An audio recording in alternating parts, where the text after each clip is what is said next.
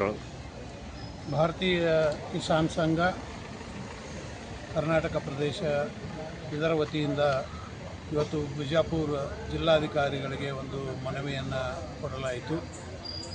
ಏನು ನಮ್ಮ ರೈತರ ಬೆನ್ನೆಲುಬಾಗಿ ಹಗಲು ರಾತ್ರಿ ಭಾರತ ದೇಶಾದ್ಯಂತ ರೈತರ ಸಲುವಾಗಿ ಏಳಿಗೆಯ ಸಲುವಾಗಿ ಇವತ್ತು ಪ್ರೊಡಕ್ಷನ್ ಇರ್ಬೋದು, ಮಾರ್ಕೆಟಿಂಗ್ ಇರ್ಬೋದು, ಪ್ರೊಸೆಸ್ಸಿಂಗ್ ಇರ್ಬೋದು, ಸಾವಯವ ಕೃಷಿ ಇರ್ಬೋದು, ಎಲ್ಲದರ ಬೆನ್ನೆಲುಬಾಗಿ ನಿಂತ ಶ್ರೀ ಅದೃಶ್ಯ ಕಾಡಸಿದ್ದೇಶ್ವರ ಮಹಾಸ್ವಾಮಿಗಳು ಕನ್ನೇರಿಮಠ ಕೋಲ್ಹಾಪುರ ಇವರನ್ನು ಬಿಜಾಪುರ ಹಾಗೂ ಬಾಗಲಕೋಟೆ ಜಿಲ್ಲೆಗೆ ಬರದಂತೆ ಒಂದು ಆದೇಶವನ್ನು ಏನು ಜಿಲ್ಲಾಧಿಕಾರಿಗಳು ಹೊರಡಿಸಿದ್ದಾರೆ, ಅದನ್ನು ನಾವು ತೀವ್ರವಾಗಿ ಖಂಡಿಸ್ತಾ ಇದ್ದೇವೆ.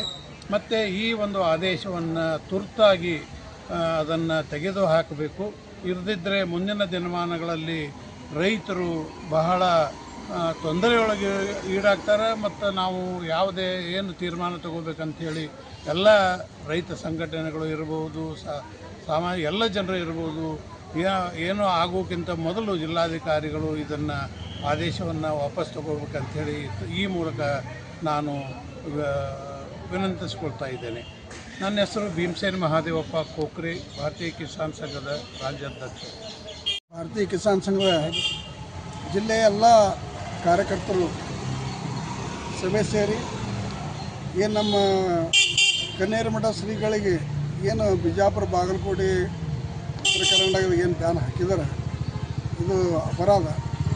ಯಾಕಂದರೆ ಪ್ರಧಾನಮಂತ್ರಿಗಳು ಒಂದು ಕಡೆ ಹೇಳ್ತಾ ಇದ್ದಾರೆ, ದೇಶ ಸ್ವಾವಲಂಬಿ ಆಗಬೇಕು, ಸ್ವದೇಶಿ ಆಗಬೇಕು, ಅದನ್ನು ಸ್ವದೇಶಿ ಅಪನಾವ್ ಅಂತೇಳಿ ಪ್ರಧಾನಮಂತ್ರಿಗಳೇ ದೇಶಕ್ಕೆ ಕರೆ ಕೊಡ್ತಾ ಇದ್ದಾರೆ.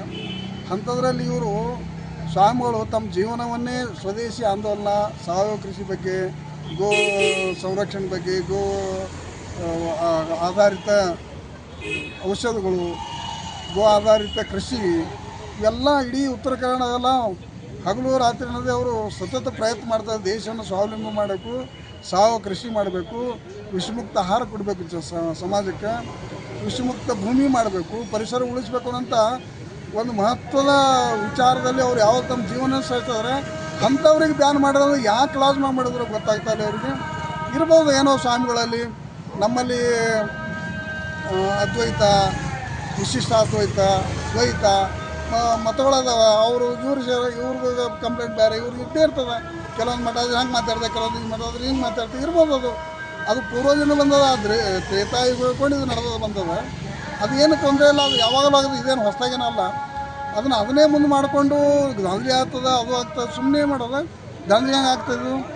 ಒಂದು ದೇಶಭಕ್ತರನ್ನ ದೇಶಕ್ಕೊಂದು ನಿರ್ದೇಶನ ಕೊಡುವಂಥ ಒಂದು ಸ್ಥಾನದಲ್ಲಿರುವಂಥ ಗುರುಗಳಿಗೆ ಮಾಡಿದ್ದು ಅಕ್ಷಮ್ಯ ಅಪರಾಧ. ಸರ್ಕಾರ ಇದನ್ನು ಶೀಘ್ರವಾಗಿ ಹಿಂದೆ ತಗೊಳ್ಳಿಲ್ಲ ಅಂದರೆ, ಜಿಲ್ಲಾಧಿಕಾರಿಗಳು ತಗೊಳ್ಳಿಲ್ಲ ಅವ್ರ ಮೂಲಕ ನಾವು ಎಚ್ಚರ ಕೊಡ್ತಾ ಬೈತೇವೆ. ಮುಂದಿನ ದಿನಮಾನಗಳ ಕಷ್ಟ ಇದರ ಸರ್ಕಾರ ಇದರ ಭಾರ ಅನುಭವಿಸ್ಬೇಕಾಗ್ತದೆ ಅನ್ನುವಂಥ ಎಚ್ಚರಿಕೆ ಕೂಡ ಇವತ್ತು ನಾವು ಕೊಡ್ತಾ ಇದ್ದೇವೆ. ಹಾಗೆ ಡಿ ಸಿ ಅವ್ರಿಗೆ ಹೇಳಿದ್ದೀವಿ, ಇದು ತಪ್ಪಾಗ್ತದೆ. ಯಾಕಂದರೆ ದೇಶವನ್ನು ಉಳಿಸುವಂಥ ಕಾರ್ಯಕ್ಕೆ ಯಾರು ತುಡುಗು ಮಾಡತ್ತಾರ, ತಪ್ಪಿ ಮಾಡತ್ತಾರ, ಯಾರು ಲೂಟಿನೇ ಮಾಡತ್ತ, ಅಂಥವ್ರಿಗೆ ಯಾರು ಬ್ಯಾನ್ ಇಲ್ಲ, ಏನಿಲ್ಲ, ಅವ್ರು ರಾಜಾರೋಷವಾಗಿ ಮಾಡ್ತಾಯಿದ್ದಾರೆ. ಒಂದು ಸದೃಢ ಸಮಾಜಕ್ಕೊಂದು ಕೊಡುವಂಥ ಒಂದು ವ್ಯಕ್ತಿಗಳನ್ನು, ಗುರುಗಳನ್ನು ಬ್ಯಾನ್ ಮಾಡೋದು ಇದು ತಾಲಿಬಾನ್ಗಿಂತ ಹೆಚ್ಚಿಂದಾಗ್ತದೆ. ಹಂಗೆಲ್ಲ ಭಯೋತ್ಪಾದಕ್ಕಿಂತ ಹೆಚ್ಚಿಗೆ ಆಗ್ತದೆ. ಅದನ್ನು ಅವ್ರು ಮನಗೊಂಡು ಎಚ್ಚೆತ್ಕೊಂಡು ಶೀಘ್ರವಾಗಿ ತಗೊಂಡು ಸರಿಯಾಗಿ ತಗೊಳ್ಳಿಲ್ಲಪ್ಪ, ಇದ್ರದ್ದು ಅನುಭವಿಸ್ಬೇಕಾಗ್ತದೆ ಅಂತ ಎಚ್ಚರಿಕೆ ಹೆಸರು ಗುರುನಾಥ್ ಶಂಕರ್ ಬಗಲಿ, ಭಾರತೀಯ ಕಿಸಾನ್ ಸಂಘ ಸ್ಟೇಟ್ ಕಮಿಟಿ ಮೆಂಬರ್. ಜಿಲ್ಲಾಧಿಕಾರಿಗಳಿಗೆ ಎಲ್ಲ ಬಿಜಾಪುರ ಜಿಲ್ಲೆ ಹಾಗೂ ಬಾಗಲಕೋಟೆ ಜಿಲ್ಲೆಯ ಒಂದು ರೈತರ ಪರವಾಗಿ ನಮ್ಮ ಸ್ವಾಮಿಗಳು ಏನು ಇವತ್ತು ಕನ್ನೇರಿ ವ್ಯಾಪಾರನ ನಿರ್ಬಂಧನ ಏನು ಹೇರ್ಯಾರಲ್ಲ, ಅದನ್ನು ಭಾಳಷ್ಟು ರೈತರಿಗೆ ಅವರಿಂದ ಅನುಕೂಲತೆ ಐತಿ. ಹೆಂಗಂದ್ರೆ ಸಾವಯವ ಕೃಷಿ ಒಳಗೆ ಶೂನ್ಯ ಬಂಡವಾಳ ಕೃಷಿ, ನೈಸರ್ಗಿಕ ಕೃಷಿ, ಸುಭಾಷ್ ಪಾಳೇಕರ್ ಅವರಾಗಿರ್ಬೋದು ಹಾಗೂ ಕನ್ನೇರಿ ಕಾಡಸಿದ್ದೇಶ್ವರ ಅಪ್ಪಾರನ್ನ ಆಗಿರ್ಬೋದು, ಅವರ ಒಂದು ನೇತೃತ್ವದಲ್ಲಿ ಕೋಟ್ಯಾಂತರ ಜನ ಇವತ್ತು ಸಾವಯವ ಕೃಷಿ ಮಾಡಿ ತಮ್ಮ ಜೀವನವನ್ನು ರೂಪಿಸ್ಕೊಂಡಾರ. ಏನು ಗೋ ಉತ್ಪನ್ನಗಳಿಂದ ಬರುವಂಥದ್ದನ್ನು ತಮ್ಮ ಹೊಲದಲ್ಲೇ ತಾವು ಉಪಯೋಗ ಮಾಡ್ಕೊಂಡ, ಮತ್ತು ಯಾವ ಹೊಲದಲ್ಲಿ ಬೆಳೆದಂಥ ದವಸ ಧಾನ್ಯಗಳನ್ನು ಉಪಯೋಗ ಮಾಡ್ಕೊಂಡ ಭಾಳಷ್ಟು ರೈತರು ಇವತ್ತು ವಿಷಮುಕ್ತ ಆಹಾರ ಆಗಬೇಕು, ವಿಷಮುಕ್ತ ಸಮಾಜ ಆಗಬೇಕು ಅನ್ನೋ ಒಂದು ದೃಷ್ಟಿಯನ್ನು ಇಟ್ಕೊಂಡು ಇವತ್ತು ಸಮಾಜಕ್ಕೆ ಬರೀ ಕರ್ನಾಟಕ ಅಷ್ಟೇ ಅಲ್ಲ, ಇಡೀ ನಮ್ಮ ದೇಶಕ್ಕೆ ಇವತ್ತು ರಾಷ್ಟ್ರಮಟ್ಟಕ್ಕೆ ಏರಿದಂಥ ಪರಮ ಪೂಜ್ಯ ಕಾಡಸಿದ್ದೇಶ್ವರ ಅಪ್ಪಾರನ್ನ ಅದೃಶ್ಯ ಕಾಡಸಿದ್ದೇಶ್ವರಪ್ಪ ಅವ್ರನ್ನ ಕಣ್ಣೀರಿ ಇವ್ರನ್ನ ನಿರ್ಬಂಧನ ಹೇರಿದ್ದ ಎಲ್ಲ ರೈತರಿಗೆ ಭಾಳಷ್ಟು ಮನಸ್ಸಿಗೆ ನೋವಾಗೈತಿ. ಅವ್ರು ಏನಾರ ಒಂದು ಮಾತು ಅಂದಿರ್ಬೋದು, ಅದಕ್ಕೆ ನಾವು ಅವ್ರನ್ನ ಆ ಮಾತನ್ನು ಖಂಡಿಸ್ತೀವಿ. ಯಾಕಪ್ಪ ಅಂದ್ರೆ ನಮ್ಮ ಆಡು ಭಾಷೆ ಐತಿ. ನಾವು ಭಾಳಷ್ಟು ನಮ್ಮ ಮಕ್ಕಳಿಗೆ ಕಳ್ಸುಳಿ ಮಗನ ಹಿಂಗೆ ಶಬ್ದ ಬಳಸ್ತೀವಿ. ಅಂದ್ರೆ ನಮ್ಮ ಹೆಂಡತಿಗೆ ಕಳ್ಸುಳಿ ಮಗ ಅಂದಂಗೆ ಅದು ಆಡು ಭಾಷೆ ಒಳಗೆ ಆ ವೇದಿಕೆ ಏನು ಸಮಾವೇಶ ಮಾಡುವತ್ನಾಗ ಕುಡಿಬೋದು ಮತ್ತು ಸೆರೆ ಕುಡಿಬೋದು ಮತ್ತು ಚಿಕನ್ ತಿನ್ಬೋದು ಅಂತೇಳಿ ಏನು ಪ್ರಶ್ನೆ ಎದ್ದಾಗ ಆ ಮಕ್ಕಳನ್ನ ನಾನಾ ತಂದು ಅವ್ರನ್ನ ಹೊಡಿತನ ಅವ್ರನ್ನ ಚಪ್ಪಲಿ ತೊಗೊಂಡು ಹೊಡಿಬೇಕು ಮಕ್ಕಳನ್ನ ಅಂತೇಳಿ ಅವ್ರೊಂದು ಸಭಾ ಆಯ್ತು. ನಮ್ಮ ಉತ್ತರ ಕರ್ನಾಟಕ ಭಾಷೆ ಒಳಗೆ ಕಳ್ಳ ಸುಳಿ ಮಗನ ಮಳ ಸುಳಿ ಮಗನ ಸುಳಿ ಮಗ ಅನ್ನೋದು ಒಂದು ಇದು ಎಲ್ಲರಿಗೂ ನಾವು ನಮ್ಮ ಊರಾಗ ನಮ್ಮ ತಂದೆ ಸಮಾನರಿದ್ದ ನಾವು ಸ್ವಾಮಿಗಳ ಸರಕ್ಕೆ ಹಂಗೆ ಬೈತೀವಿ. ಮಳ ಸುಳಿ ಮಗನ ಅನ್ಲಾರ್ದು ಮಾತಾಡಂಗಿಲ್ಲ. ಕಳ್ಳ ಸುಳಿ ಮಗನ ಸಾಯ್ತು ಭಾಳ ದುಡಿಬೇಡು, ಅದೊಂದು ನಮ್ಮ ಪ್ರೀತಿಯಿಂದ ನಾವು ಮಾತು. ಅದು ಭಾಳಷ್ಟು ಅವರಿಂದ ರೈತರಿಗೆ ಇವತ್ತು ಮಾರ್ಗದರ್ಶನ ಐತಿ. ಸರ್ಕಾರ ಇವತ್ತು ಆದಷ್ಟು ಬೇಗ ಅದನ್ನ ಹಿಂದೆ ತಗೋಬೇಕು. ಎಲ್ಲ ರೈತರ ಪರವಾಗಿ ಒಂದು ವಿನಂತಿ ಮಾಡ್ಕೋತೀವಿ. ಎರಡೂ ಜಿಲ್ಲಾ ಆಗಿರ್ಬೋದು, ಮತ್ತೆ ನಾಳೆ ಮುಂದಿನ ಜಿಲ್ಲಾಕ್ಕೆ ಹೋದ್ರೆ ಅಲ್ಲಿ ನಿಷೇಧ ಹೇರುವಂಥ ಒಂದು ಉದ್ದೇಶವನ್ನು ಇಟ್ಕೊಂಡಾರೆ.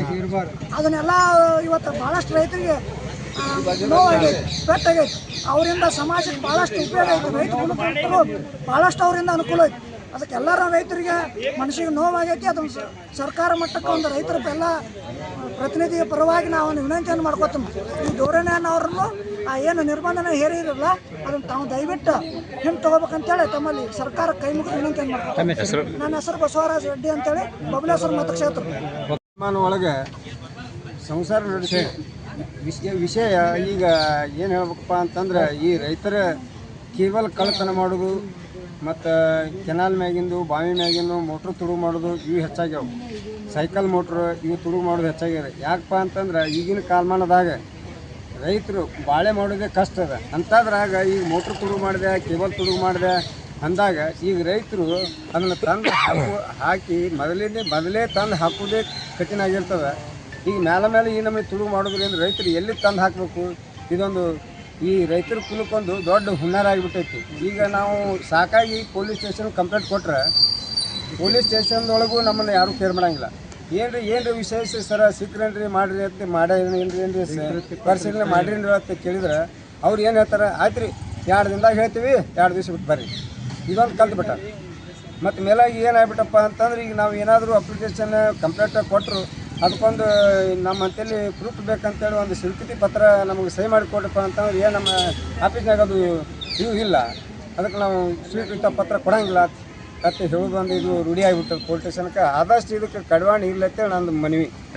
ನನ್ನ ಹೆಸರು ಮಾಂತೇಶ್ ನನ್ನಪ್ಪ ಬಾಗೇವಾಡಿ ಅಂತೇಳಿ, ಊರು ಉತ್ನಾಳ, ತಾಲೂಕು ಜಿಲ್ಲಾ ವಿಜಯಪುರ. ಈ ಭಾರತೀಯ ಕಿಸಾನ್ ಸಂಘದಲ್ಲಿ ಜಿಲ್ಲಾ ಕಾರ್ಯಕಾರಿಣಿ ಸಮಿತಿಯ ಸದಸ್ಯನಾಗಿರ್ತೇನೆ. ಕಬ್ಬಿನ ರೈತರ ಪರಿಸ್ಥಿತಿ ಹೆಂಗಂದ್ರೆ ಬೆಳೆದು ಒಯ್ದ ಕಾರ್ಖಾನೆಯವರಿಗೆ ಇದು ಚಂದ ಮಾಡುವಂಥ ಪರಿಸ್ಥಿತಿ ಬಂದೈತಿ. ನಮ್ಮ ಜಿಲ್ಲಾದವರೇ ಸಕ್ಕರೆ ಮಂತ್ರಿಗಳದಾರ, ಸರಿಯಾಗಿ ಎಲ್ಲ ಕಾರ್ಖಾನೆ ಮಾಲೀಕರನ್ನ ಕರೆಸಿ ರೈತರನ್ನ ಕರೆಸಿ ಸರಿಯಾಗಿ ಕುಂಡ್ರಿಸ್ಕೊಂಡು ಒಂದು ರೇಟ ಕೊಡಿಸ್ಬೇಕಾಗೈತಿ. ಮೊದಲ 9.5ಕ್ಕೆ ರೇಟ್ ನಿಗದಿ ಮಾಡಿದ್ರು. ಈಗ ಏನಾಗ್ಯದ 10.25 ಅಂದ್ರೆ ಅಲ್ಲಿ 300 ರೂಪಾಯಿ ಅಲ್ಲೇ ಹೊರತು ಬಿತ್ತು ನಮಗೆ. ಆನಂತರ 2013-14 HNT ಕೂಡಿ ಏಟಿತ್ತಪ್ಪ 400 ರೂಪಾಯಿ ಇತ್ತು. ಈಗ 900 ರೂಪಾಯಿ ಆಗೈತಿ, ಅಂದ್ರೆ 2 ಪಟ್ಟು ಹೆಚ್ಚಾಯಿತು. ಅದರ ಹಂಗೆ ಆವಾಗ ಕಬ್ಬಿನ ರೇಟ್ ಏನಿತ್ತು ರೈತರಿಗೆ ಕೊಡುವಂಥ FRP 2500 ಇತ್ತು. ಈಗ ನಮ್ಮದು 5000 ಆಗಬೇಕಾಗಿತ್ತಲ್ಲ, ಅದು 400 ಇದ್ದದ್ದು ಯಾವಾಗ 800 ಆಗ್ಯದ. ಅಂದರೆ ನಮ್ಮ ರೇಟ್ನು 5000 ಆಗಬೇಕಾಗಿತ್ತಲ್ಲ, ಯಾಕೆ ಆಗಲಿಲ್ಲ? ಇದು ಸರ್ಕಾರ ಯಾಕೆ ವಿಚಾರ ಮಾಡಿಲ್ಲ ಅನ್ನತಕ್ಕಂಥ ವಿಚಾರ ಅವ್ರಿಗೆ ನಾವು ತಿಳಿಸಿ ಹೇಳ್ತೇವೆ.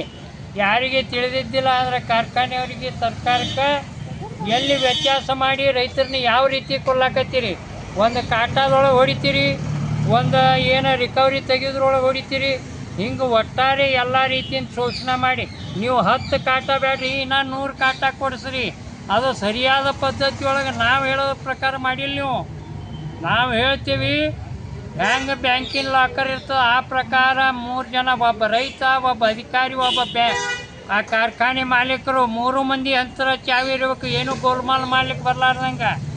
ಅದನ್ನು ಬಿಟ್ಟು ನೀವು ಇಂಥವು ಆ ಕಾಟಾದೊಳಗೆ ಏನೇನು ಮಾಡಬೇಕು ಎಲ್ಲ ಅವ್ರಿಗೆ ಗೊತ್ತೈತಿ. ರಿಕವರಿ ಒಳಗೆ ಏನು ಮಾಡಬೇಕು ಗೊತ್ತೈತಿ. ಆ 3ಕ್ಕೆ ಚಾವಿ ಮಾಡುವಂಥದ್ದು ಆಗಬೇಕು. ರೈತ ಅಧಿಕಾರಿ ಮತ್ತು ಕಾರ್ಖಾನೆಯವ್ರು ಕೊಡ್ಕೊಂಡು ಆ ವ್ಯವಸ್ಥೆನೇ ಮಾಡಿಲ್ಲ. ನೀವು ಇನ್ನೂ ಇಂಥವು 100 ಕಾಟ ಕೊಡಿಸಿದ್ರೆ ಏನಾಗೋದು?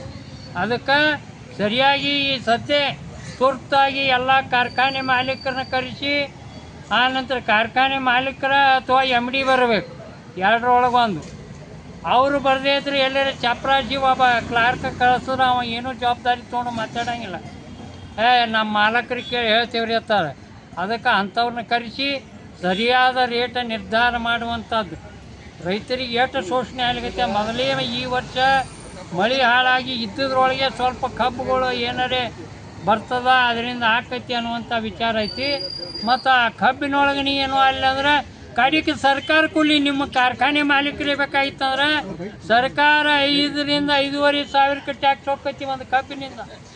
ಒಂದೇ ಟನ್ ಕಬ್ಬಿನಿಂದ ನಮಗೆ 3,000 ರೂಪಾಯಿ, ಅವ್ರಿಗೆ 5,500 ರೂಪಾಯಿ.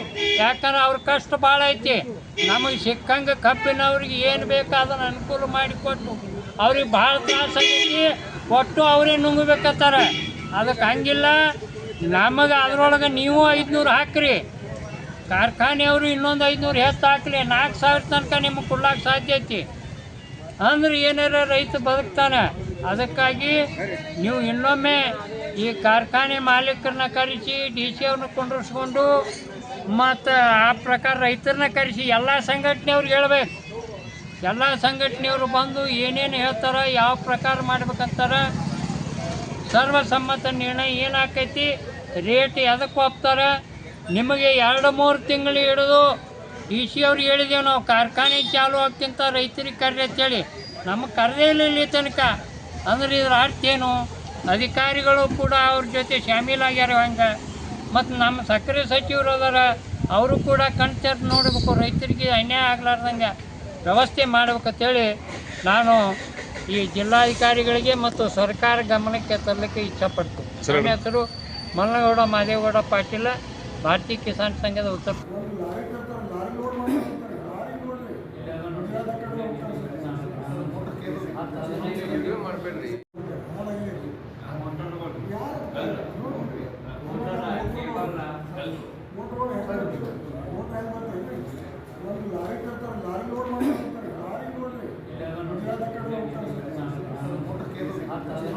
ಮಾಡಬೇಡ್ರಿ.